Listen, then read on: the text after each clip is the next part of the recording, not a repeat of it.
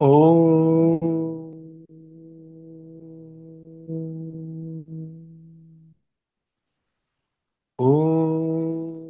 सहना भवतु सहनौ भुनक्तु सह वीर्यं करवावहे तेजस्विनावतीतमस्तु मा विद्विषावहे। ओम शांति शांति शांति।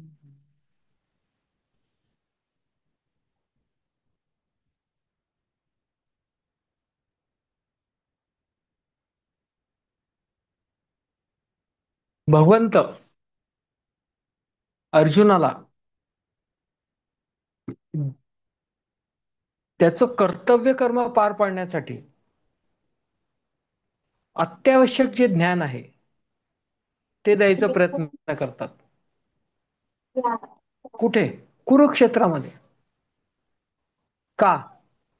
कारण अर्जुन स्वतःच्या कर्तव्य कर्मांपासून दूर जाण्याचा प्रयत्न करत होता.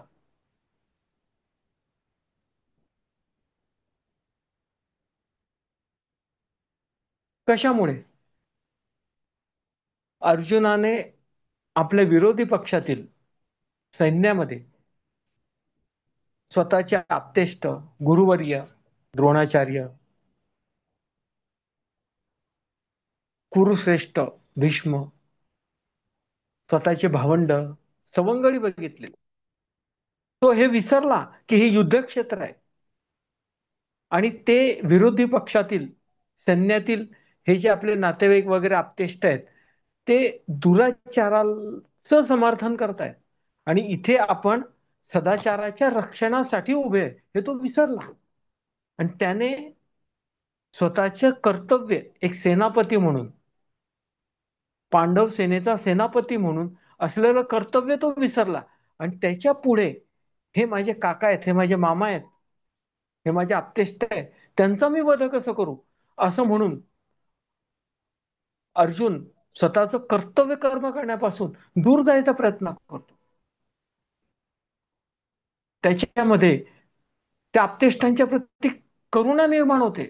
तो समजतो यांचा मृत्यू झाला तर त्याला मी जबाबदार राहील आणि असं हे रक्तरंजित राज्य जे माझ्यासाठी श्रेष्ठ आहेत, पूजनीय आहे, अशा लोकांचं वध करून जे राज्य मिळेल त्या राज्याचा काय अर्थ आहे? त्याच्यापेक्षा भगवंता हे राज्य मला नको, असं रक्तरंजित राज्य नको. त्याच्यापेक्षा मी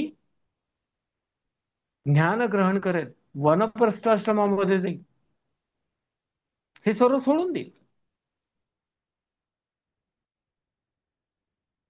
अशी स्थिती आपली सुद्धा बऱ्याच वेळा होते जगामध्ये. बघा, सर्व येत असतं, सर्व कळत असतं, माहिती असतं योग्य काय, तरी ऐन वेळेस अशा काहीतरी घटना घडतात की आपण आपलं कर्तव्यापासून दूर जातो. आपल्याला माहिती असतं हे कर्तव्य करणं अत्यंत आवश्यक आहे, तरी सुद्धा आपण असं करतो.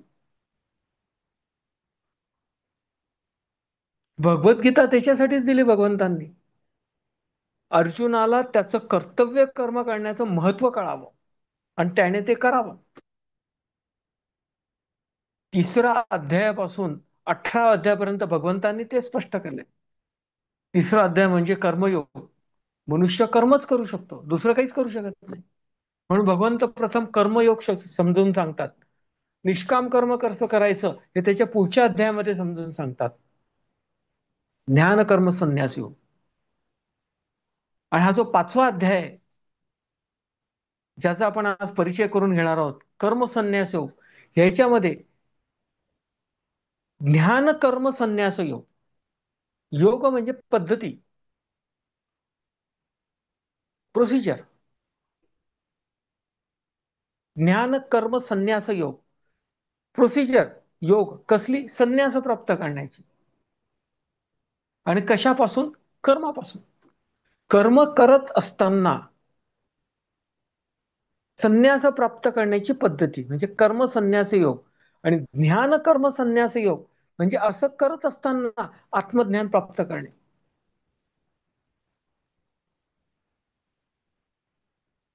म्हणून ज्ञान कर्म संन्यास योग हे प्रथम भगवंतांनी चौथ्या अध्यायामध्ये सांगितलंय.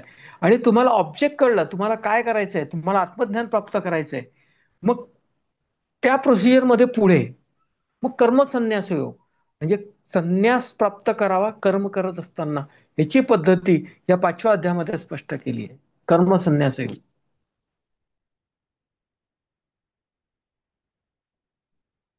मनुष्य हा जगामध्ये गुंतलेला असतो. त्याला या जगातून बाहेर काढून या ऐहिक सुखातून त्याला समजून सांगणं हे क्षणभंगूर आहे. याच्या मागे पडण्यात अर्थ नाही. It has got a particular life span. Understand it. अत्यंत कठीण आहे.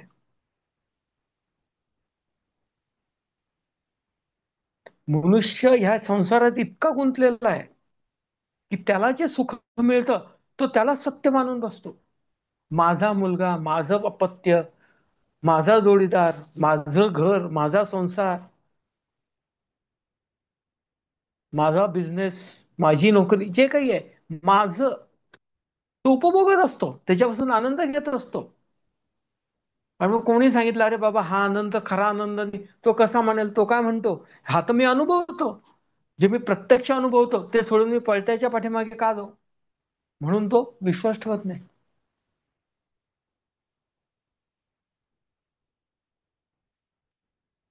असा मनुष्य जगामध्येच गुंतलेला असतो. भगवंत त्याला अज्ञानी म्हणतात. अज्ञानी म्हणजे काय, लाईन अज्ञानी आणि ज्ञानी. अज्ञानी कोण, जो संसारामध्ये गुंतलेला आहे आणि ऐहिक सुखामध्ये गुंतलेला आहे आणि या जगामध्ये स्वतःच्या इच्छा पूर्ण करण्यासाठी, स्वतःच्या वासना पूर्ण करण्यासाठी कर्म करतो, त्याला भगवंतांनी अज्ञानी म्हटलेलं आहे. आणि ज्ञानी कोण, की जो सत्य आणतो. सत्य काय, परमात्मा, परमेश्वर, ब्रह्म हे एकच अस्तित्वात आहे, ते सोडून दुसरं काहीच नाही. हे जे काही आपल्याला दिसतं ते सर्व त्याचेच मॅनिफेस्टेशन आहेत. त्या एकाच ब्रह्माचे व्यक्त स्वरूप आहे हे सत्य. हे ज्ञान ज्याला आहे आणि तो अंतस्थ ते शोधण्याचा प्रयत्न करतो जगामध्ये, ते ब्रह्म शोधण्याचा प्रयत्न करतो, त्याला ज्ञानी म्हटलेलं भगवंतांनी. अज्ञानी ज्ञानी. असा जो ज्ञानी, जो आत्मसाक्षात्कार प्राप्तीसाठी प्रयत्न करतो, याच्या स्टेजेस आहेत. अज्ञानीपासून ज्ञानीपर्यंत जायच्या, या भगवंतांनी पहिल्या 7 श्लोकांमध्ये दिल्यात या अध्यायाच्या.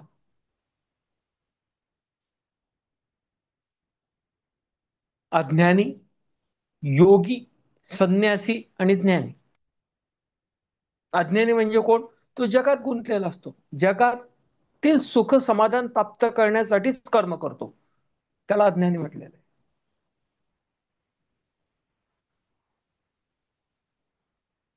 स्वतःच्या इच्छा पूर्ण करण्यासाठी प्रयत्न करतो, त्याला अज्ञानी म्हटलंय. आणि योगी कोण, असाच मनुष्य ज्याला कळलेलं आहे ब्रह्म म्हणजे काय, देव म्हणजे काय, त्याचं अस्तित्व जाणवलेलं आहे, ते स्वतःमध्ये दृढ करण्यासाठी जो प्रयत्न करतो, आध्यात्मिक मार्गावर मार्गक्रमण करायला सुरुवात करतो,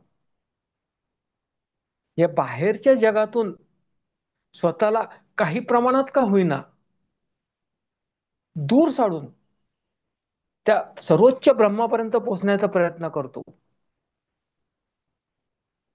त्याला भगवंतांनी इथे योगी म्हटलेलं आहे. योगी म्हणजे थोडक्यात कोण, की जो कर्मयोग, भक्तियोग आणि ज्ञानयोग या तीनही योगांचं आचरण करतो आणि स्वतःच्या इच्छा कमी करतो, स्वतःच्या वासना कमी करतो आणि हळूहळू जगापासून अलिप्त होतो. कर्म करतोच, कर्म करणं प्रत्येकाला आवश्यक आहे. म्हणून भगवंतांनी प्रथम कर्मयोग केलेला आहे, दिलेला आहे. आणि कर्मयोगापासून, कर्म करत असताना वासनायुक्त कर्मांपासून निस्वार्थ कर्म, वासना रहित कर्म, आसक्ती रहित कर्म कसं करायचं, याच्यासाठी हे 2 श्लोक, हे 2 अध्याय दिलेले, ज्ञान कर्म संन्यास योग आणि कर्म संन्यास योग. अज्ञानी पासून कर्मयोग करत, तो आचरण करत मनुष्य ज्ञान प्राप्त करण्याचा प्रयत्न करतो. आणि मग भक्तियोग आणि ज्ञानयोग या दोघांचं आचरण करून चौथ्या अध्यायामध्ये दिलेलं 12 यज्ञ हे जाणून त्या पद्धतीने कर्म करून स्वतःचे कर्म हे निस्वार्थ कर्म करतो, हे जाणून घेतो 12 यज्ञ आणि त्याच्याप्रमाणे करण्याचा प्रयत्न करतो. आणि 5व्या अध्यायामध्ये कर्म संन्यास योग, प्रत्यक्ष तो यज्ञ कर्म करतो आणि कर्म करत असताना संन्यासी बनतो. तो कोण? योगी. अज्ञानी, योगी, संन्यासी, ज्ञानी.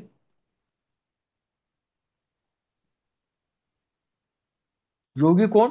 जो कर्मयोग, भक्तियोग आणि ज्ञानयोगाचं आचरण करतो आणि आणि जगापासून स्वतःला अलिप्त बनवतो आणि संन्यासी बनतो. संन्यासी आणि योगी हे दोघेही जगातच कर्म करतात, पण फरक काय? योगी इच्छायुक्त कर्म करत असतो, वासनायुक्त कर्म करत असतो, परंतु कशासाठी? त्या वासनांपासून मुक्ती प्राप्त करण्यासाठी, त्या वासना संपवण्यासाठी, जेणेकरून तो स्वतःचं अंतस्थ आत्मतत्व जाणेल. आणि संन्यासी कर्म करतो, पण कशासाठी? केवळ त्या आत्मतत्वापर्यंत पोहोचण्यासाठी, त्या ब्रह्मापर्यंत पोहोचण्यासाठी, ज्याच्यापासून ही सर्व सृष्टी निर्माण झालेली आहे, ज्याच्यापासून हे संपूर्ण विश्व आहे, तुम्ही आहात, हे जग आहे.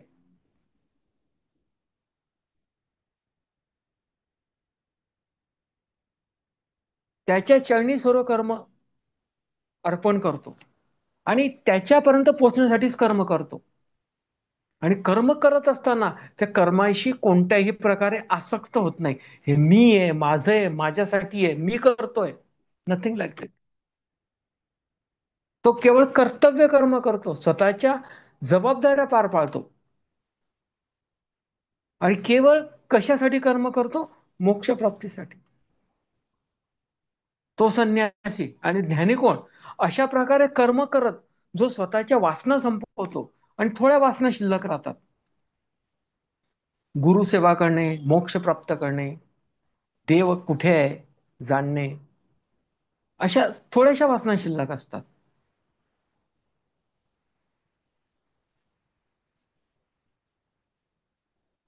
आणि तो कर्म केवळ ज्ञान प्राप्त करण्यासाठी करतो. कोणतं? आत्मज्ञान. ते ब्रह्मज्ञान प्राप्त करण्यासाठी करतो. त्याला ज्ञानी म्हटलेलं आहे. अशा प्रकारे भगवंतांनी प्रथम योगी, संन्यासी आणि ज्ञानी, अज्ञानी, योगी, संन्यासी आणि ज्ञानी हे स्पष्ट केलेलं आहे.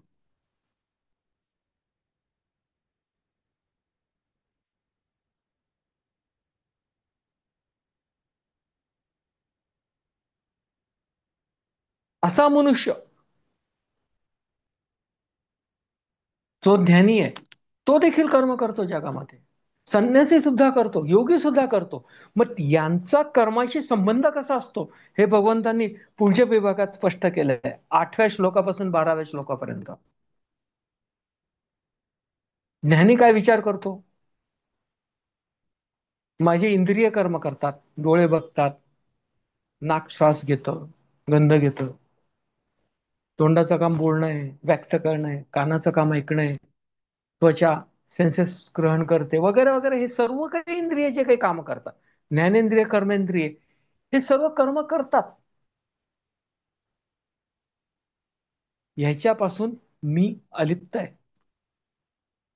हे जे पण कर्म करतात त्याच्यापासून मी अलिप्त आहे, असं म्हणून तो स्वतःच्या या संपूर्ण इंद्रिय मन बुद्धीपासून बाजूला होऊन ह्याचे कर्म पाहतो, तटस्थ बनून.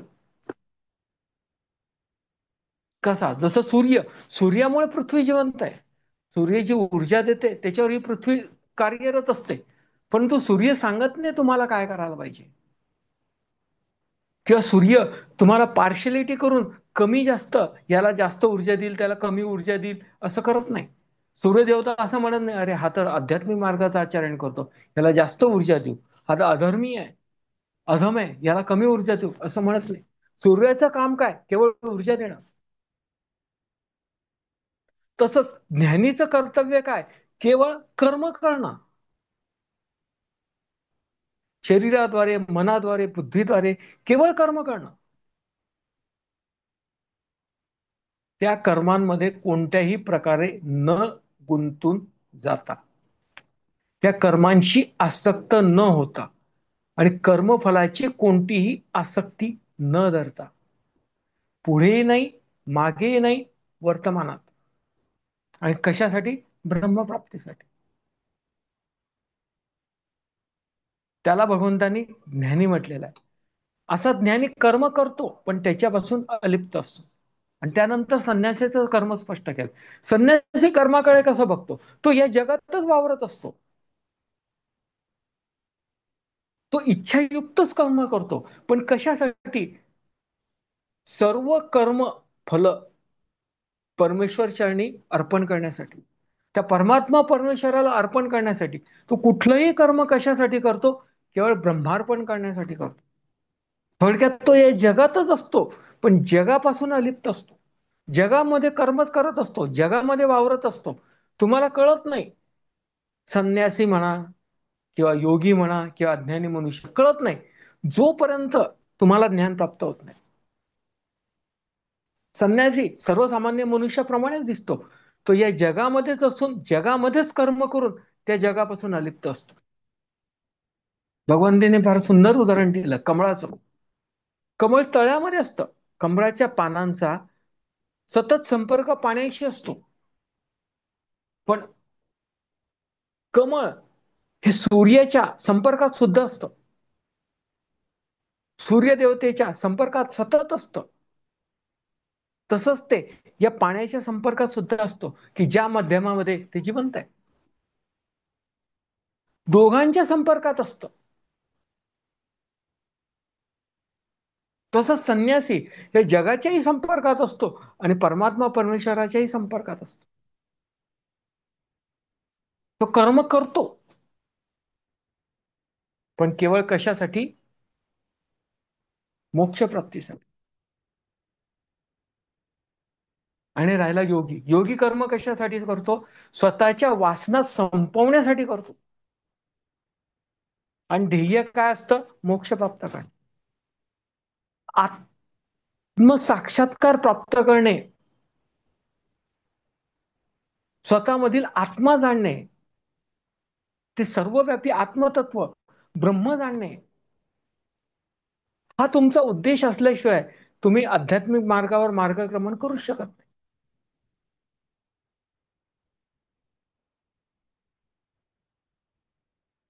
बॉटम लाईन काय? तुमचा उद्देश काय? जगामध्ये गुंतणे का मोक्ष प्राप्त करणे? सत्य कळल्यावर सत्याच्या मार्गावर चालणे का स्वतःच्या इच्छानुरूप ते कळलेलं सत्य जगण्याचा प्रयत्न करणे? That is up to.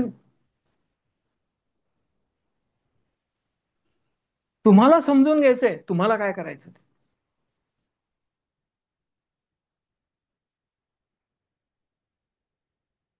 अज्ञानी जगाच्या कर्मामध्ये गुंतून जातो आणि कर्मफलाच्या अपेक्षेसाठीच करतो.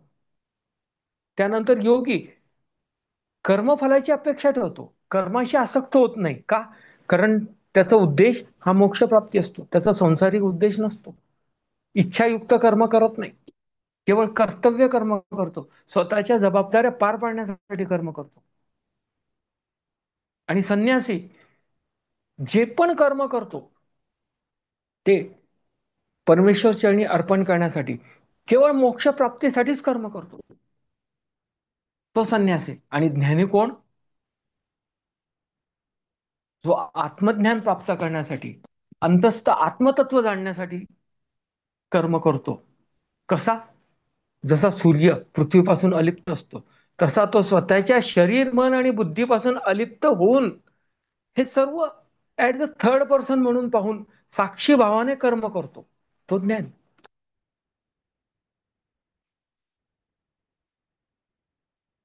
तो ध्यान साधना करत करत करत आत्मज्ञान प्राप्त करतो. अशा प्रकारे भगवंतांनी योगी, संन्यासी आणि ज्ञानी यांचा कर्माशी असलेला संबंध स्पष्ट केलेला आहे. हे कळल्यानंतर मनुष्य ज्ञानी बनायचा प्रयत्न करतो. अशा ज्ञानी मनुष्याची, ज्याला ज्ञान प्राप्त झालेलं आहे, त्या मनुष्याची स्थिती कशी असते हे भगवंतांनी पुढच्या विभागात स्पष्ट केलेलं आहे. कसं? असे लोक कर्म करतात, पण त्या कर्मापासून अलिप्त असतात. त्या कर्मापासून जे पण फलप्राप्ती होईल त्या फलप्राप्तीमध्ये गुंतत नाही. आत्मसाक्षात्कारी पुरुष कोण?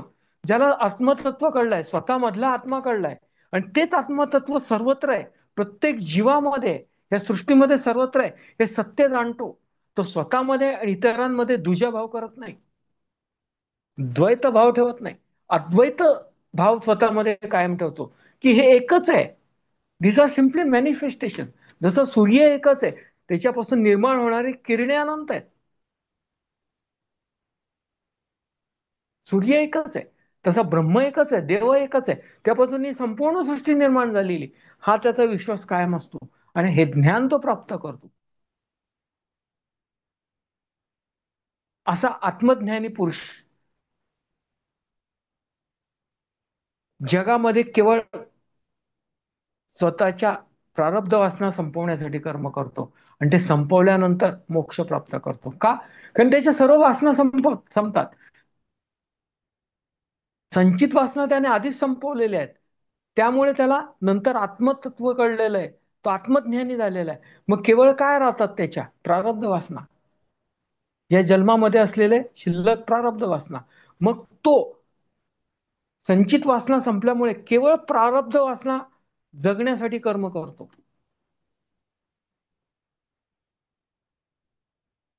आणि कर्म करत असताना सूर्य जसा पृथ्वीच्या प्रती असतो तसा अलिप्त राहून कर्म करतो. तो सतत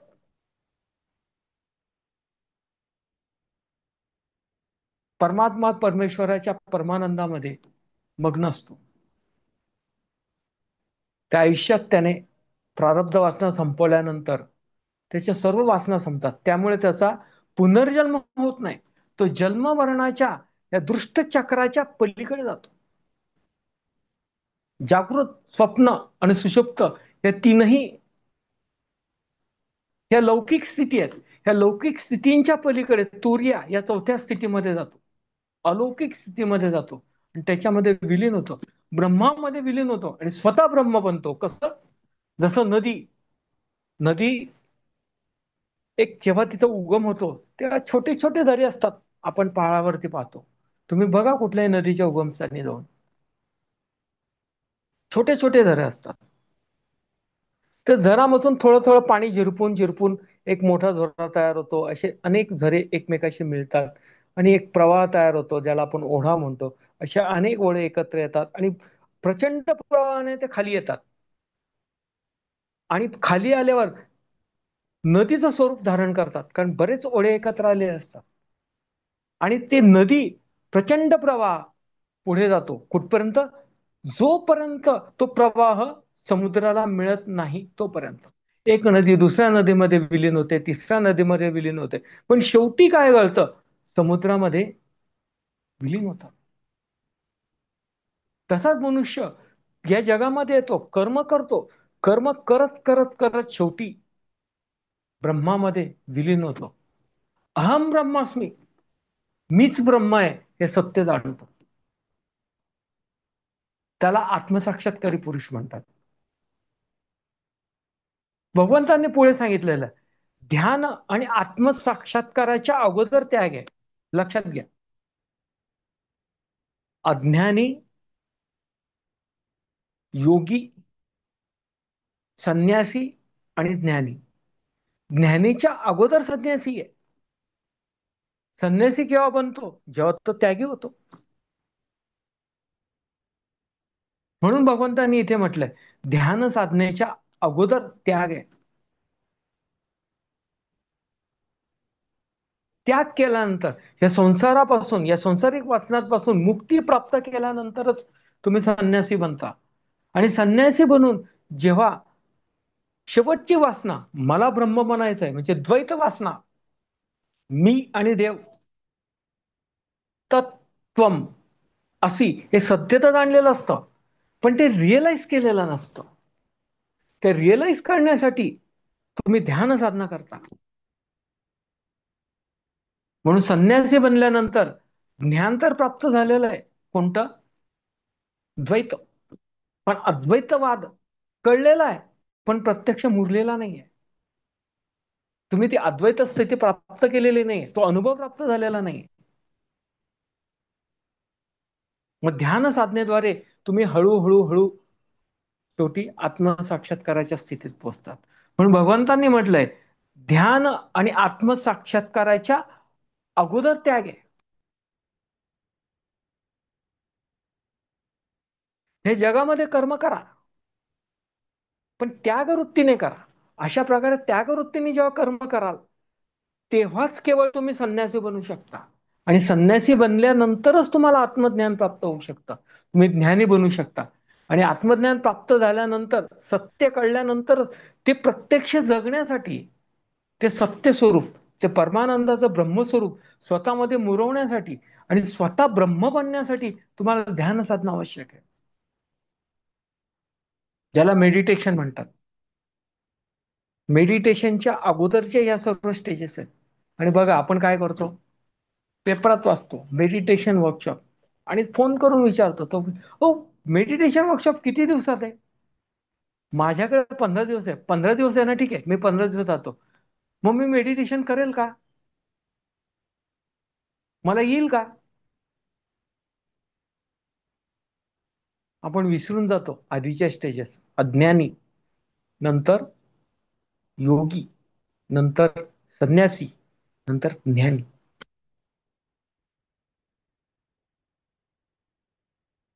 म्हणून या अध्यायाचं नाव कर्मसन्यास योग आहे. कर्म करत असताना संन्यास प्राप्त करायचा आहे. कर्म सोडून जाऊन काय, मला मोक्ष प्राप्त करायचा आहे म्हणून हे मी कर्म करत नाही, असं म्हणून जाऊन तुम्ही मोक्ष प्राप्त करू शकत नाही. कारण ती वासना तेव्हा दाबली जाईल, पण नंतर केव्हा तरी उफाळून येईल. का? कारण तुम्ही त्याच्यापासून पूर्ण मुक्ती नाही प्राप्त केलेली आहे. तुम्ही त्या वासनेला दाबलेलं आहे. तुम्हाला ज्ञान प्राप्त करून संचित वासनेच्या पलीकडे जाता येते, परंतु प्रारब्ध वासना हे तुम्हाला उपभोगूनच संपवावे लागते. त्यामुळे काहीही समोर आल्या संवेदना, तर प्रथम जाणून घ्या, विचार करा, आणि मगच आचरण करा. तर तुमचं कर्म हे त्याग कर्म होईल, यज्ञ कर्म होईल. आणि असा जर तुम्ही त्याग केला, तर तुम्ही संन्यासी बना. आणि संन्यासी म्हणजे काय? या जगापासून अलिप्त राहून जगामध्ये कर्म करणे. असं केल्यानंतर तुम्ही ध्यान साधना केली, तर तुम्हाला मोक्ष प्राप्त होऊ शकतो. हे न करता जर करायचा प्रयत्न केला, नथिंग विल हॅपन.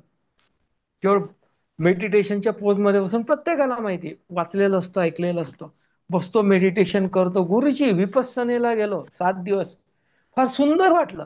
तो सुंदरचा इफेक्ट हार्डली 4-5 दिवस टिकतो. नंतर काय? ये रे माझ्या मागल्या. जसं होतं तसंच आयुष्य सुरू होतं. उलट त्याची आठवण येत राहते. म्हणून त्याच्यामुळे सध्याचं आयुष्य सुद्धा आपण पूर्ण जगू शकत नाही. पण असे टेम्पररी मेजर्स, तात्पुरत्या केलेल्या व्यवस्था आपल्या उपयोगात नाही. परमनंट व्यवस्था काय? योगाभ्यास करणं. अज्ञानी, योगी, संन्यासी, ज्ञानी, या पद्धतीने जर केलं, तर कर्म करत असताना कर्मापासून आपण अलिप्त होतो, आपण संन्यासी बनतो, आणि ध्यान साधना करून मोक्ष प्राप्त करू शकतो. हे भगवंतांनी या अध्यायामध्ये स्पष्ट केलेलं आहे. आणि असं झाल्यानंतर तुम्हाला ध्यान साधना करू नये, करायची कशी, हे भगवंतांनी पुढच्या अध्यायामध्ये स्पष्ट केलेला आहे, जो 6वा अध्याय ध्यान योग आहे. तो आपण पुढील सत्रामध्ये पाहू. हरिओम.